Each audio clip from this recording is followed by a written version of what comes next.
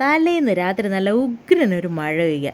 പിറ്റേന്ന് രാവിലെ ആ മഴയിൽ കുളിച്ചേക്കുന്ന ചെടികളിൽ നിന്ന് കുറച്ച് മുളകും ഒക്കെ പറിക്കാനായിട്ട് ചെല്ലുമ്പോൾ എന്തൊരു സന്തോഷം അവർക്കും നമ്മൾക്കും. അപ്പോൾ ഞാനിവിടെ നിർത്തിയിരിക്കുന്ന കുറച്ച് മുളക് ചെടികളിൽ നിന്ന് മുളക് പറിച്ചെടുക്കാനാണ് വന്നത്. ഈ മുളകിൻ്റെ ഒരു പ്രത്യേകത എന്ന് വെച്ചാൽ കുറച്ചും കൂടെ കനം വെക്കട്ടെ എന്ന് വെച്ചിരുന്നാൽ അത് കനം വെക്കത്തില്ലെന്നേ, പഴുത്തു പോവും. അത് ഇത്രേ തടിക്കത്തുള്ളൂ, പക്ഷെ നല്ല ഉഗ്രൻ എരിവാ. ഞാൻ ഈ പഴുത്ത മുളകുകൾ വെയിലത്തിട്ട് ഉണക്കിയിട്ട് കടുക് വറക്കാനായിട്ടാണ് ഉപയോഗിക്കുന്നത് കേട്ടോ. അപ്പോൾ കുറേ മുളകുണ്ടായിരുന്നു, കുറേ വെറൈറ്റി മുളകുകളുണ്ട്. എല്ലാത്തിൽ നിന്നും കുറേശ്ശെയൊക്കെ പറിക്കും. ഉണ്ടമുളകും ദേ പഴുത്തു, അതുപോലെ തന്നെ നീലക്കാന്താരി, കറുത്ത കാന്താരി, അങ്ങനെ ഒത്തിരി വെറൈറ്റീസ് ഉണ്ടായിരുന്നു കേട്ടോ.